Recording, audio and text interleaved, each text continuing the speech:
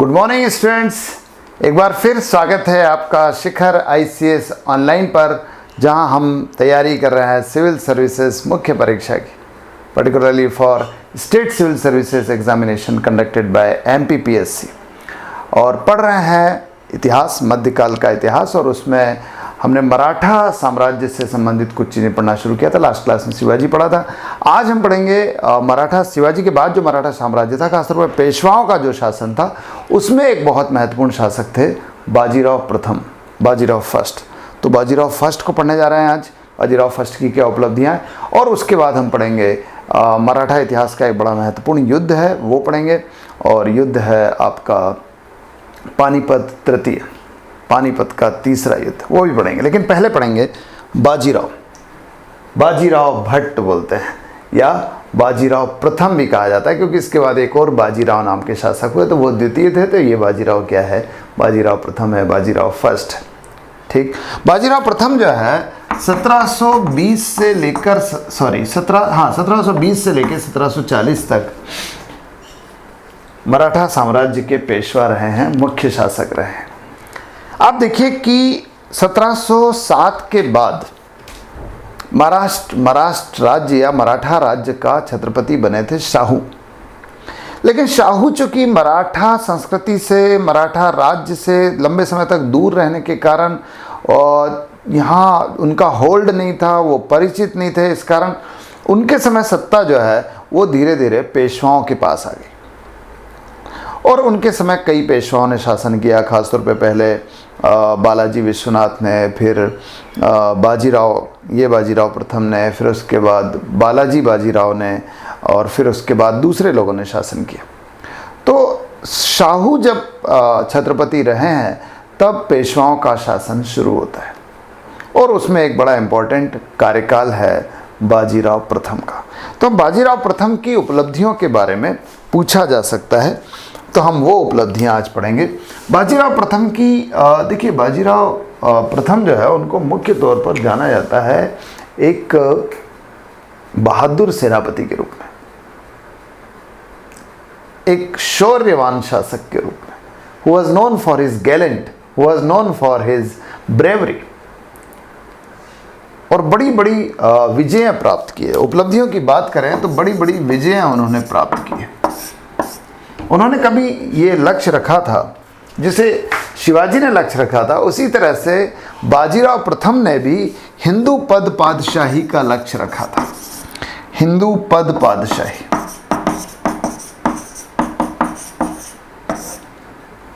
हिंदू पद पादशाही का मतलब ये कि भारत में जो शासन होना चाहिए वो किसी हिंदू का होना चाहिए, किसी हिंदू को शासक बनना चाहिए।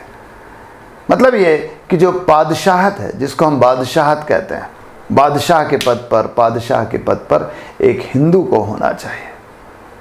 ये जो है शिवाजी ने जो है, बाजीराव प्रथम जो है, उन्होंने अपना लक्ष्य रखा था।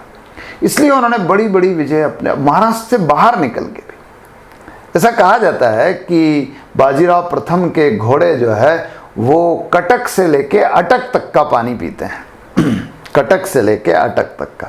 कटक आप जानते हैं कि उड़ीसा में है, और अटक जो है वो हाटकपुर है पुराना। हाटकपुर जो है वो कश्मीर में है, जो आजकल पाकिस्तान में, अटक, तो वहाँ तक का पानी पीते हैं। मतलब इतना बड़ा क्षेत्र उन्होंने अपने विजय से जो है रौंद दिया था, इस तरह से कहा जाता है। तो कुछ विजय देखते हैं हम। बाजीराव की एक विजय जो है वो पालखेड़ के युद्ध में है। एक पालखेड़ का युद्ध हुआ है, बैटल ऑफ पालखेड़, 1728। हैदराबाद का एक शासक था, हैदराबाद का इनफैक्ट संस्थापक है निज़ाम उल मुल्क। नाम तो बहुत सारा है, उसको कहा जाता है चिनकिलिच खां, ओरिजिनल नाम था Chinqilich Khan, Chinqilich Khan. Later on when he became the ruler of और founder of Hyderabad, he adopted the title of Nizam ul Mulk Asaf जाह, निज़ाम उल मुल्क आसफ जाह। तो चिनकिलिच खां कह लीजिए या निज़ाम उल मुल्क आसफ जाह कह लीजिए, उसके साथ युद्ध हुआ 1728 में। और बावजूद इसके कि निज़ाम उल मुल्क जो है बहुत ही अनुभवी सेनापति था, भाई हैदराबाद की स्थापना करने से पहले मुग़लों का बहुत बड़ा सेनापति हुआ करता था निज़ामुल मुल्क, बहुत प्रसिद्ध था, लेकिन उसके बावजूद बाजीराव प्रथम ने उसे बहुत बुरी तरह पराजित किया। He was badly defeated and ultimately he was forced to sign a treaty which is called to be Treaty of मुंगी शेगांव। मुंगी शेगांव की संधि की गई उसके साथ 1728, और उसके कई क्षेत्र जो है ले लिए गए, और उसके क्षेत्र से चौथ वसूलने का समझौता भी किया गया कि वो नियमित रूप से मराठों को चौथ और सरदेशमुखी देगा, जो एक प्रकार के वार्षिक कर होते थे, जो पिछली क्लास में भी मैंने बताए थे आपको। तो चौथ और सरदेशमुखी का पेमेंट बाजीराव प्रथम को करेगा निज़ामुल मुल्क, ये इस संधि के द्वारा तय हुआ। तो ये एक बड़ी विजय है। इसके अलावा आप देखिए कि एक और विजय है भोपाल का युद्ध। हाँ, एक भोपाल का युद्ध भी हुआ है। चलिए, भोपाल का युद्ध से पहले एक दूसरी चीज़ देखते हैं। उसने दिल्ली पर भी आक्रमण किया, दिल्ली पर भी आक्रमण किया। एक्चुअली ये वो समय था जब दिल्ली में जो बादशाह थे वो थे Mohammad Shah Rangila. Mohammad Shah Rangila was the ruler, was the बादशाह इन दिल्ली, एंड बहुत कमज़ोर शासक था, और उसके समय सत्ता जो है अधिकांश तौर पे उसके सरदारों के पास थी। बहुत दरबार में षड्यंत्र भी हो रहे थे। तो इसको लगा कि दिल्ली में कोई और, बाजीराव को ये लगा कि दिल्ली में और कोई आए इसके पहले हमको जाना चाहिए। तो he made a very rapid, very brisk invasion over Delhi, brisk expedition over Delhi. बहुत तेज अभियान किया। कहते हैं कि उस समय महाराष्ट्र से, पूना से दिल्ली जाने में लगता था लगभग 10 दिन, लेकिन वो 2 दिन में उन्होंने वो अभियान पूरा किया और दिल्ली गए, और दिल्ली के आसपास के क्षेत्रों पर कब्जा कर लिया। लेकिन बाजीराव को ये भी मालूम था कि ये बहुत सही समय नहीं है, और ना पूरी तैयारी है मराठों की अभी दिल्ली पर कब्जा करने की। इसलिए बाजीराव ने इसे केवल एक सांकेतिक अभियान के रूप में लिया, और it was made as a symbolic expedition only. मतलब Bajirao was not meant to acquire Delhi permanently. वो केवल आक्रमण किया और जल्दी से लौट आए, ठीक है। लेकिन दिल्ली पर आक्रमण किया, लेकिन लौटते समय निज़ामुल मुल्क ने फिर से रोका अब की बार बाजीराव को, और नहीं, लौटते समय तो नहीं है, कुछ दिनों बाद जो है फिर आक्रमण हुआ, फिर सामना हुआ बाजीराव का निज़ामुल मुल्क से, और युद्ध हुआ भोपाल का युद्ध 1738 में, 1738 भोपाल का युद्ध। चूँकि भोपाल के आसपास हुआ इसलिए इसको भोपाल का युद्ध कहते हैं। और इस युद्ध में भी बाजीराव प्रथम ने निज़ामुल मुल्क को बुरी तरह पराजित किया। इतिहासकारों ने बड़ा आश्चर्य व्यक्त किया है कि इतना अनुभवी और इतना शक्तिशाली सेनापति जो है बार बार कैसे हार रहा है, लेकिन पराजित किया। ये ये जो है बाजीराव की जो है उपलब्धि थी, बाजीराव का सेनापतित्व था, जिसके कारण वो हार रहा था बार बार। और इसके बाद एक संधि भी हुई भोपाल के युद्ध में। उसकी पराजय के बाद दुरई सराय की संधि की गई उससे, दुरई सराय की संधि 1738 में ही। और इस संधि के बाद, यह इस संधि के द्वारा जो मालवा का क्षेत्र था वो जो है मुगलों को सौंपना पड़ा जिनके लिए बाजीराव प्रथम को, मराठों को।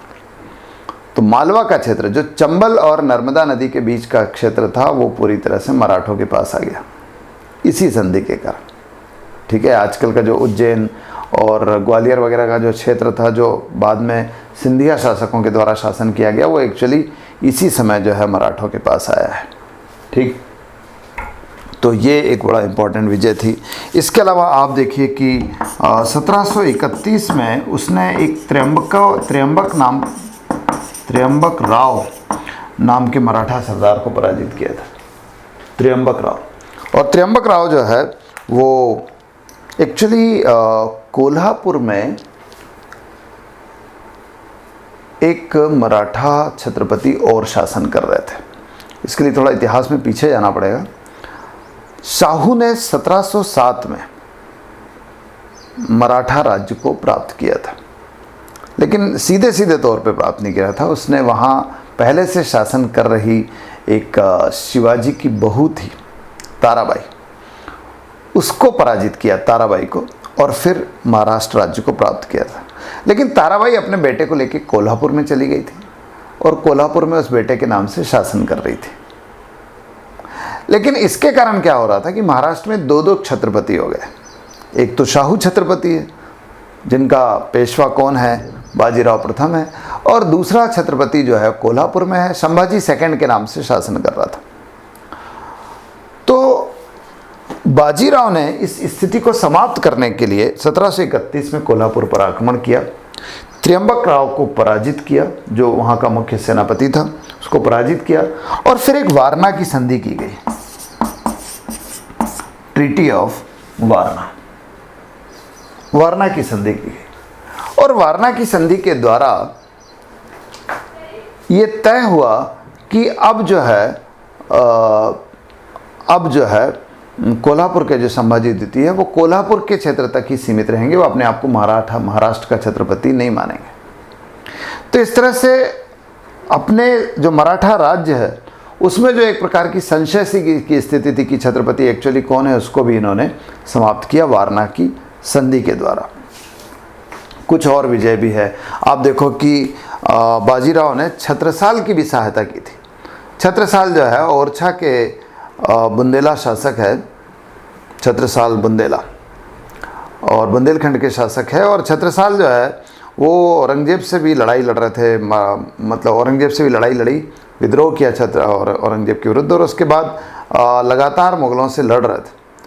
तो बाजीराव ने उनकी सहायता की।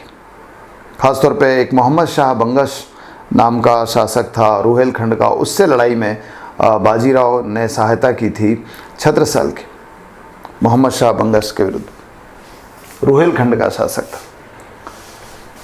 छत्रसाल की सहायता की किसने? बाजीराव प्रथम ने। छत्रसाल इससे बहुत प्रसन्न हुए और उन्होंने बाजीराव को अपना तीसरे पुत्र की संज्ञा दी। उन्होंने कहा कि मेरा तीसरा पुत्र है, और उन्होंने अपने साम्राज्य का तीसरा हिस्सा बाजीराव प्रथम को दिया था। इसी कारण बुंदेलखंड का कुछ क्षेत्र जो है मराठों को मिला है, झांसी वगैरह का आसपास का क्षेत्र। तो बाजीराव को वो क्षेत्र मिला। बाद में ये भी कि बाजीराव के दरबार में गायिका होती थी मस्तानी, बहुत प्रसिद्ध नाम हो गया अब तो, क्योंकि फिल्म बन गई, बड़ी लंबी चौड़ी प्रेम कहानी भी है। तो वो मस्तानी जो है actually that was a daughter of Chhatrasal, और छत्रसाल के दरबार में कोई नर्तकी थी, उसकी बेटी है Mastani, and she was like gifted to Bajirao first. Chhatrasal नहीं, खैर छत्रसाल से बुंदेलाओं से अच्छे संबंध थे और उसने अपने राज्य का हिस्सा दिया, ये मैं बताना चाह रहा था यहाँ पर।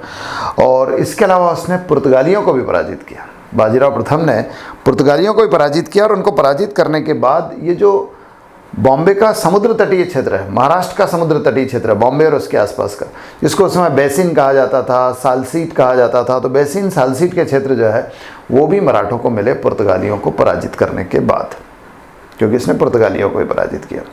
एक और मराठा सरदार थे Raghoji Bhosale, he was also defeated by Bajirao first. तो बाजीराव फर्स्ट ने एक के बाद एक लगातार युद्ध लड़े, 20 वर्षों का कार्यकाल था, लेकिन ज़बरदस्त युद्ध लड़े, और उन्हीं युद्धों की सफलता के लिए खास तौर पे जाने जाते हैं लगातार। ऐसा कुछ इतिहासकार ये भी बताते हैं कि जो मस्तानी थी उसके साथ प्रेम संबंध को मराठा समाज स्वीकार नहीं कर रहा था। बाजीराव ने मस्तानी से विवाह कर लिया था, उससे एक पुत्र भी था, और लेकिन मराठा राज्य, मराठा ब्राह्मण जो है, क्योंकि जो बाजीराव प्रथम जो है चित्पावन ब्राह्मण शाखा के ब्राह्मण थे, और महाराष्ट्र का समाज, महाराष्ट्र का ब्राह्मण समाज इस विवाह को स्वीकार नहीं कर रहा था। इसलिए बाजीराव जो है वो बहुत परेशान थे, असंतुष्ट थे, और क्षुब्ध होकर by getting annoyed by all these happenings, he put himself into wars. उन्होंने अपने आप को युद्धों में झोंक दिया और अल्टीमेटली बहुत जल्दी, मतलब बहुत कम उम्र में उनकी मृत्यु हुई है। ठीक है, तो ये बाजीराव की सैन्य उपलब्धियाँ। लेकिन बाजीराव की एक बड़ी ज़बरदस्त उपलब्धि ये भी है कि बाजीराव ने जो है मराठा परिसंघ की स्थापना की, मराठा कॉन्फेडरेशन की स्थापना की। एक्चुअली बाजीराव जब पेशवा बनाए गए तो कई लोगों ने इसका बात का विरोध किया था कि उनको क्यों पेशवा बनाया जा रहा है। तो बाजीराव ने क्या किया कि कुछ मराठा सरदारों को अपना सहयोगी बनाने की कोशिश की और उनको थोड़ी थोड़ी स्वतंत्रता दी। तो वो मराठा सरदार जैसे मल्हारराव होलकर थे, वो इंदौर के आसपास उन्होंने अपना राज्य स्थापित कर लिया, क्षेत्र स्थापित कर लिया। या राणोजी शिंदे थे, जो आजकल राणोजी सिंधिया कहलाते हैं, जो सिंधिया राजवंश के संस्थापक थे। या जैसे पवार थे देवास में, या गायकवाड़ थे बड़ौदा में, या भोसले थे नागपुर में। ये अलग अलग सरदारों ने अपने अलग अलग क्षेत्र स्थापित कर लिए थे। बाजीराव ने इनका ही एक संघ बना लिया था, इनका एक कॉन्फेडरेशन बना लिया था, जिसको मराठा परिसंघ कहते हैं। तो ये मराठा परिसंघ बनाना भी बाजीराव की एक बड़ी उपलब्धि है, जो वर्षों तक चला। इसके बाद लगभग 100 वर्षों तक मराठा परिसंघ जो है भारतीय राजनीति का बड़ा केंद्र में रहा है। ठीक है, तो ये भी एक बड़ी उपलब्धि आपके बाजीराव प्रथम की रही है। बाजीराव प्रथम का कुछ कंस्ट्रक्शन भी बड़ा इंपॉर्टेंट है, कुछ निर्माण कार्य किए हैं। एक तो पूना में शनिवार वाड़ा नाम का एक महल था, आजकल तो बाद में वो जला दिया गया था, तो लेकिन अभी भी उसके कुछ अवशेष हैं। तो शनिवार बाड़ा जो है उसका निर्माण किया उन्होंने। जैसे इंदौर में राजवाड़ा है, ऐसा शनिवार बाड़ा था पूना में, उसका निर्माण बाजीराव प्रथम ने किया था। इसके अलावा उन्होंने जो है बड़ौदा में एक महल की स्थापना की थी। और आप देखिए कि उन्होंने बनारस में वाराणसी में घाटों का निर्माण किया था। कुछ घाट जो है बाजीराव प्रथम के नाम से ही बनाए गए। ठीक है, तो ये बाजीराव की सारी उपलब्धियां हैं सब। बाजीराव का मध्य प्रदेश से संबंध यूँ भी है कि भोपाल का युद्ध लड़ा और खरगोन में उनकी समाधि भी है मध्य प्रदेश में। खैर, तो this is all about achievements of Bajirao. ठीक, दूसरी चीज़ जो आज हम पढ़ना चाह रहे थे वो है पानीपत का युद्ध, पानीपत का तीसरा युद्ध, battle of Panipat third.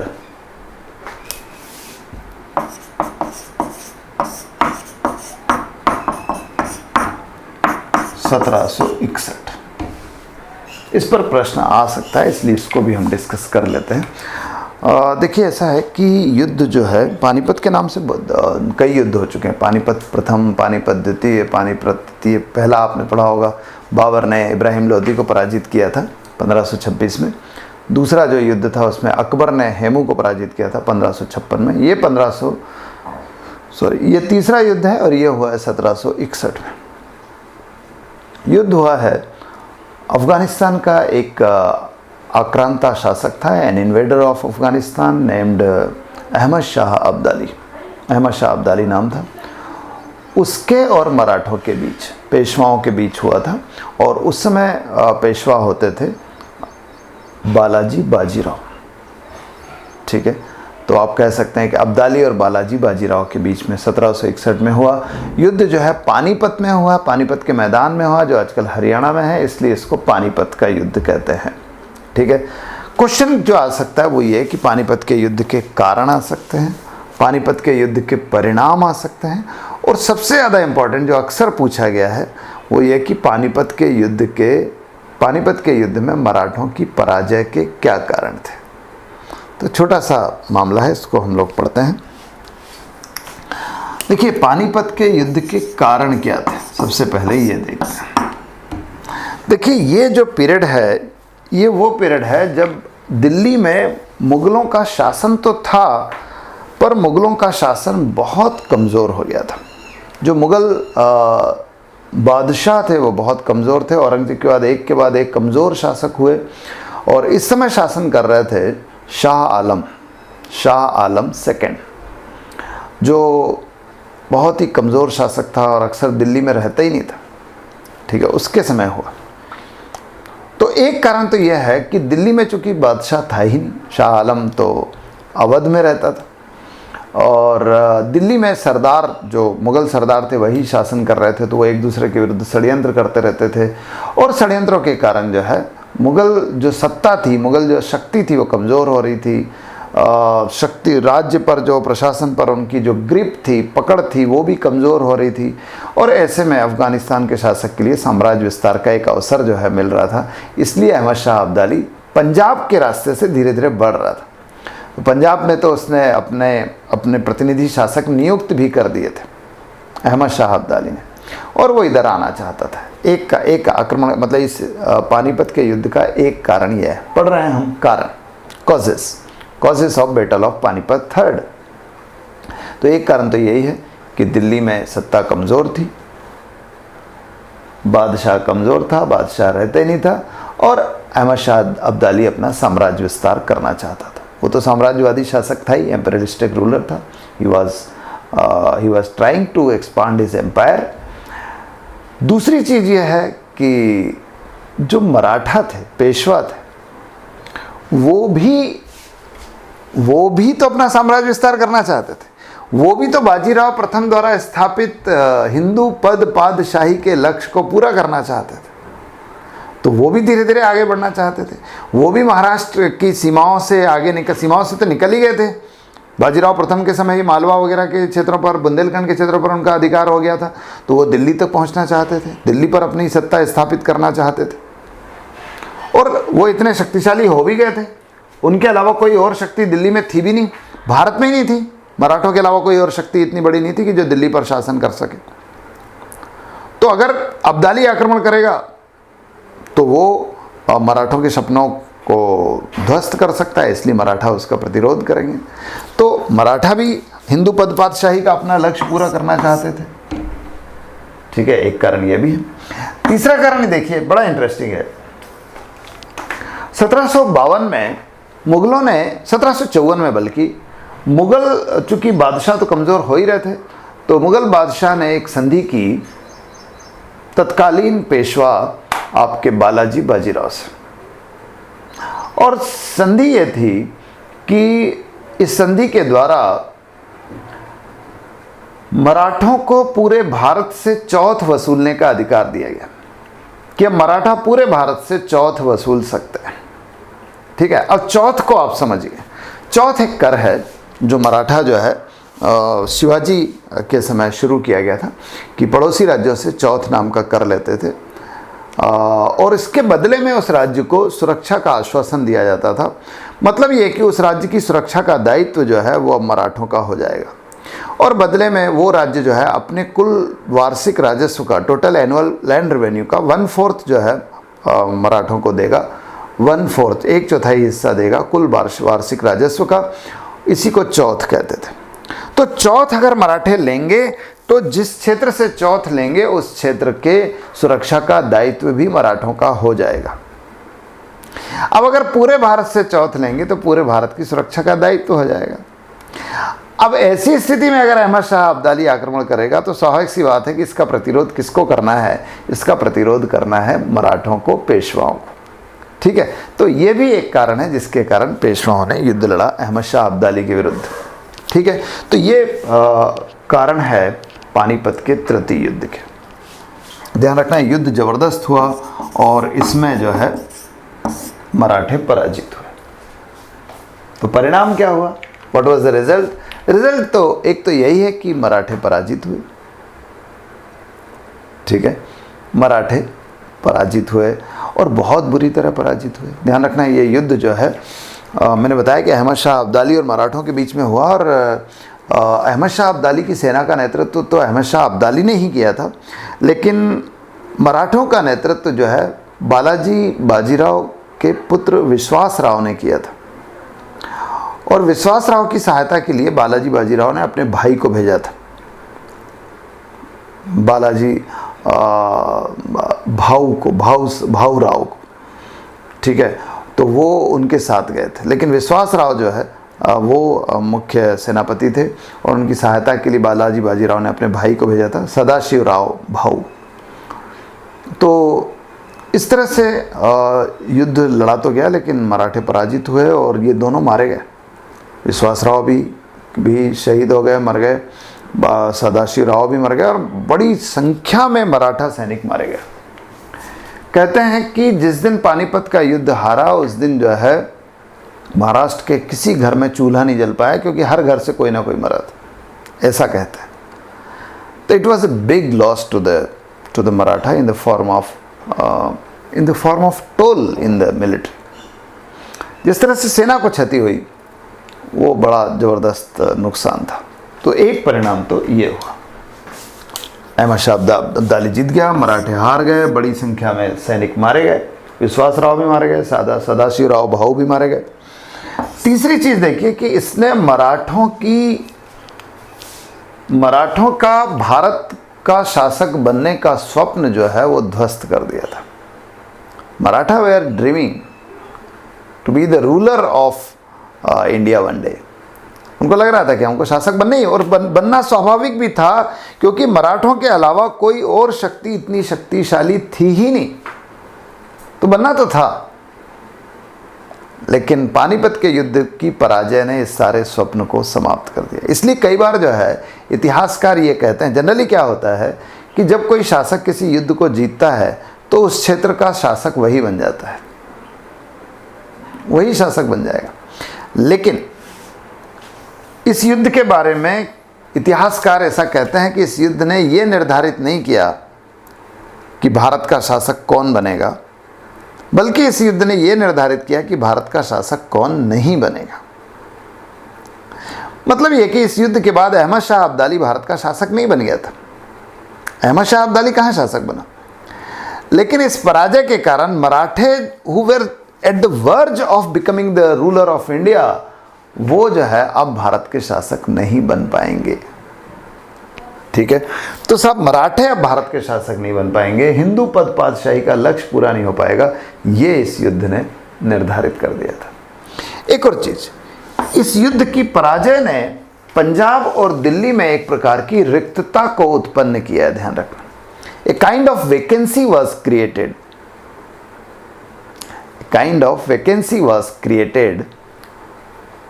In Delhi and Punjab both, क्योंकि अहमद शाह अब्दाली का जो मुख्य प्रभाव था वो पंजाब में था, लेकिन दिल्ली में भी अब कोई सत्ता नहीं है, क्योंकि मराठे हार गए। मुगल तो इरेलेवेंट है, अप्रासंगिक है या नहीं है, दोनों बराबर है। तो सब एक प्रकार की रिक्तता उत्पन्न की, एक वैक्यूम क्रिएट कर दिया। ठीक है, और उस वैक्यूम का ही प्रभाव है कि कुछ नए शासक उभर कर आए, ये भी परिणाम ध्यान रखना। जैसे पंजाब में सिखों का जो उद्भव है, सिख शासकों का, चाहे वो मिस्ल के रूप में हो या फिर बाद में रणजीत सिंह का शासक के रूप में उभरना है, ये इसलिए था कि इस पानीपत के युद्ध ने उस क्षेत्र में एक प्रकार की राजनीतिक रिक्तता को जन्म दे दिया था। Kind of political vacuum was created because of this defeat in the battle of Panipat third. दूसरी चीज़ यह है कि दिल्ली में भी या भारत में एक प्रकार की रिक्तता को उत्पन्न हुआ, जिसने अंग्रेजों के उद्भव को सहायता की, अंग्रेजों के उद्भव में सहायता की है सब। तो ये जो है परिणाम है। ठीक, तीसरी चीज़ यह है पानीपत के युद्ध का कारण, पानीपत के युद्ध के परिणाम, और पानीपत के युद्ध में पराजय के कारण। पानीपत के युद्ध में मराठों की पराजय एक बड़ा सदमा था, it was a big shock. तो पराजय के क्या कारण है, पराजय के क्या कारण है, क्यों पराजित हुए आखिर मराठा पानीपत के तीसरे युद्ध में? तो कारण देखते हैं। देखिए, कई कारण। एक कारण जो है वो यूं है कि देखो, ऐसा नहीं था कि अब्दाली की सेना बहुत बड़ी थी और मराठों की सेना बहुत छोटी थी। मराठों की सेना इनफैक्ट बड़ी थी, लेकिन मराठा सेना जो है वो परंपरागत रूप से युद्ध लड़ती आई है, गोरिल्ला युद्ध प्रणाली, छापामार युद्ध प्रणाली। जबकि उत्तर भारत में मैदानी क्षेत्रों में आमने सामने के युद्ध होते हैं, कॉन्फ्रंटेशन होती है। And Marathas were not experienced of such kind of confrontation. मराठे तो अपने वही गोरिल्ला युद्ध, मारना छुप जाना उसके तो मराठों की वो जो गोरिल्ला युद्ध प्रणाली थी वो यहाँ चल नहीं पाई, क्योंकि यहाँ का भौगोलिक परिदृश्य अलग था। दक्षिण भारत में तो पठार है, पहाड़ियाँ हैं, घाटियाँ हैं, मारो छुप जाओ, जंगल है, लेकिन यहाँ तो नहीं है, यहाँ तो सपाट मैदान है, तो यहाँ तो आमने सामने लड़ना पड़ता है। तो एक कारण तो ये भी बताया जाता है। दूसरी चीज़, विश्वासराव का कमज़ोर नेतृत्व भी है। विश्वासराव और सदाशिव राव दोनों ही उतने प्रभावी सिद्ध नहीं हो पाए। खासतौर पे इस बात को लेकर कहा जाता है कि दोनों सेना युद्ध के मैदान में एक दूसरे के सामने कई दिनों तक यूं ही पड़ी रही, वो आमने सामने ही खड़े रहे। They did not start war for a long time। अब उस दौरान क्या हुआ? उस दौरान यह हुआ कि सैनिक जो है वो दूसरे आमोद प्रमोद में डूबे रहे। युद्ध लड़ना ही नहीं है तो फिर बैठो, खाओ पियो, नाचो गाओ, ये सब भी हो रहा था, तो सेना कमज़ोर हुई है। एक तो ये, दूसरा ये कि सेना का अनाज खत्म होता गया। सेना को जो रसद की सप्लाई थी वो कम होती रही। महाराष्ट्र रसद पहुंचाना इतनी दूर तक संभव ही नहीं था, तो जो सेना के लिए आवश्यक वस्तुओं की आपूर्ति थी वो भी कम हो गई। एक कारण ये भी है। एक कारण ये भी है कि जो मुस्लिम आक्रमण था, अहमद, देखो इसमें हिंदू मुस्लिम का पक्ष भी है। अहमद शाह अब्दाली मुस्लिम आक्रमण था, बालाजी बाजीराव जो है वो हिंदू प्रतिरोधक थे। तो जो मुस्लिम आक्रांत थे उनको तो कई भारतीय मुस्लिम शासकों ने साथ दिया, खासतौर पे सादात खान ने साथ दिया जो अवध के शासक थे, और दूसरे रोहिला जो रुहेलखंड के शासक थे उन्होंने साथ दिया। लेकिन मराठों का हिंदुओं ने साथ नहीं दिया, खासतौर पे सूरजमल ने। उस समय जाटों के एक शासक थे, जाटों के एक राजा थे सूरजमल, बहुत प्रसिद्ध राजा है और जाट सरदार है और बड़ा राज्य के संस्थापक थे। उनको जाटों का प्लेटो कहा जाता है, प्लेटो से तुलना की जाती है। लेकिन सूरजमल जाट जो है वो मराठों से नाराज़ रहे अंत तक, और इस युद्ध में उन्होंने मराठों का साथ नहीं दिया। तो जो हिंदुओं सहायता मिल सकती थी वो नहीं मिली। कुछ लोगों ने किया, जैसे होलकर थे उस समय जो है, जसवंतराव होलकर जो है वो इंदौर के शासक थे। लेकिन अच्छा, उन्होंने युद्ध में भाग लिया लेकिन बीच में ही युद्ध को छोड़ के आ गए थे। तो ऐसे जो है मराठों को साथ नहीं मिल पाया। ये सब वो कारण थे जिनके कारण पानीपत के युद्ध में मराठों की पराजय हो गई। ठीक है, ध्यान रखना, मैंने बार बार बोल रहा हूँ, पानीपत का युद्ध बहुत इंपॉर्टेंट है इस दृष्टि से कि इसने मराठों को भारत का शासक बनने से रोका और दूसरे शासकों के लिए मतलब एक रिक्तता पैदा की, जिसके कारण दूसरे शासक जो है वो उभर पाए भारतीय राजनीति में, खासतौर पे सिख, खासतौर पे अंग्रेज। ठीक है, तो this is all about the battle of Panipat third. तो ये कुछ चीज़ें थी जो मराठों की दृष्टि से महत्वपूर्ण थी। अगले कुछ लेक्चर्स में अब हम मॉडर्न इंडिया के कुछ जो है टॉपिक्स को कवर करेंगे। तो आज के लिए इतना ही। इसको ध्यान रखिए कि छोटे छोटे नोट्स बनाइए आप, 50-50 शब्दों के पानीपत के युद्ध के कारण बना लीजिए, या 200 शब्दों बना लीजिए कारण परिणाम, और इस तरह से, या बाजीराव पर बनाइए 50 शब्दों में, और बाजीराव की सैन्य उपलब्धियों पर बताइए। ऐसे बना लीजिए, ऐसे नोट्स जरूर बना लीजिए, लिखकर जरूर रखिए। मेंस में आपके पास लिखा हुआ होना चाहिए, वही आपके काम आएगा, वही आप याद करेंगे और वही आपको एग्ज़ाम में काम आएगा। ठीक है, और इससे संबंधित कोई डाउट हो, कोई क्वेश्चन हो तो आगे की लाइव क्लास में पूछिए। ठीक है, तो आज के लिए इतना ही। Thank you very much. Have a good day.